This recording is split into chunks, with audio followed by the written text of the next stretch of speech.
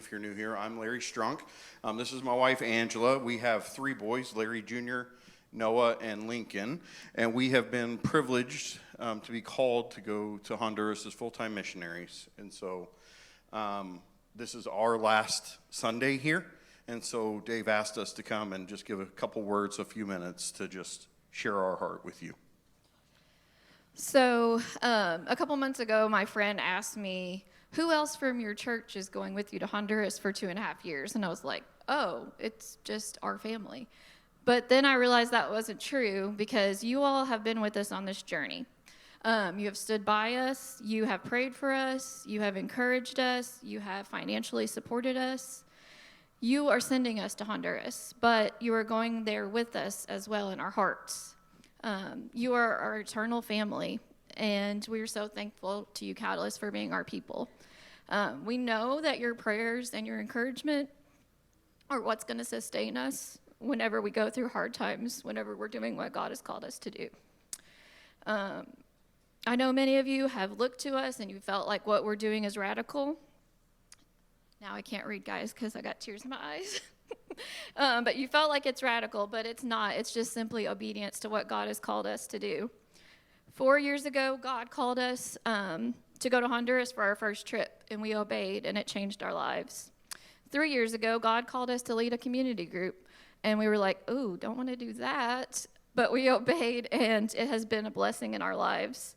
2 years ago, God called us to more discipline in our Bible study of the Word, and we obeyed, and God has grown us. A year ago, God called me to go and pray with people and share the gospel in the food pantry.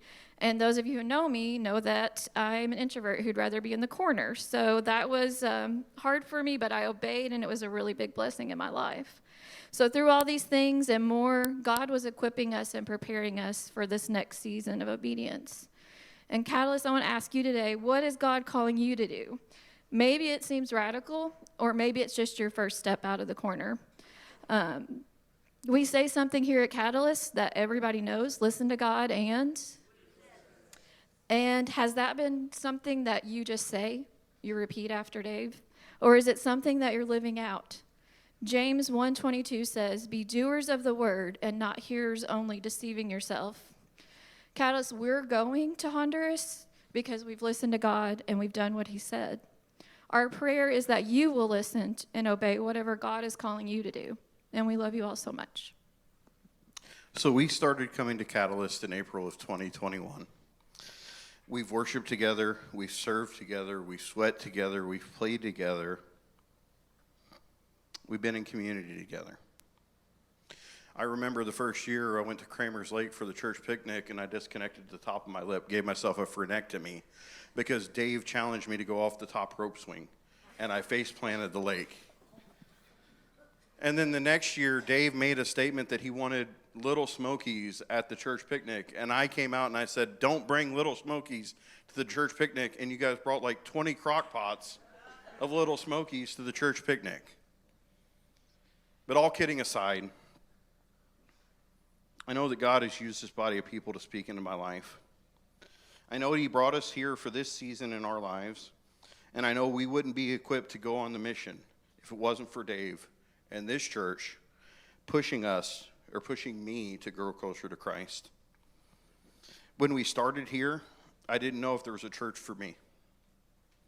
Now I can't think of not having this place and this body in my story.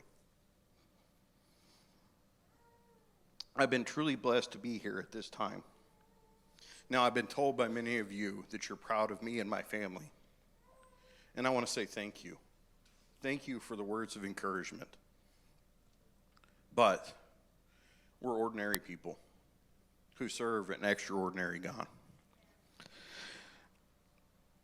And everything good that you see in us is not us. It's Christ in us. As the Apostle Paul says in Galatians 2:20, I've been crucified with Christ.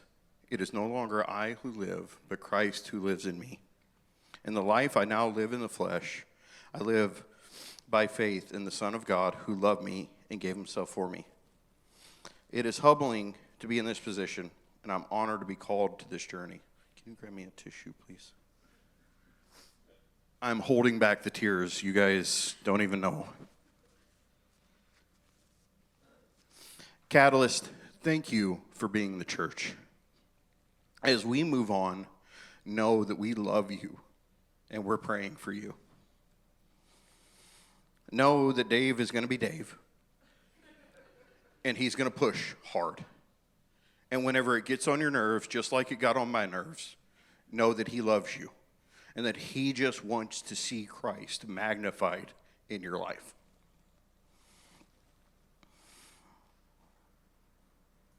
Now, I want to challenge you. Church, first, read your Bible. If you're not reading your Bible, read your Bible. You want to know God, you want to grow closer to him, you want to see a revival in your life, dig into his word. Understand what he says. Second, find someone to pour into and find someone to pour into you. Eric said the Great Commission is to go make disciples. We have to make disciples, not converts, and that's your job. Third, find your calling. Jesus saved you for a reason and a purpose. Find out what that is, whether it's serving in the food pantry, the children's ministry, being a disciple maker, doing the things that he's called you to do. Find out what that is. Use your gifts to glorify God, because that's why he saved you. Finally, there are going to be times that you feel down and unworthy, unwanted, unable, and unloved. In those moments, preach the gospel to yourself. Jesus came from heaven and died for you, and he loves you. And if you believe in him, in his sacrifice, you are redeemed, you are worthy, able, wanted, and loved because of his grace. I love you, church. Thank you for being the body of Christ.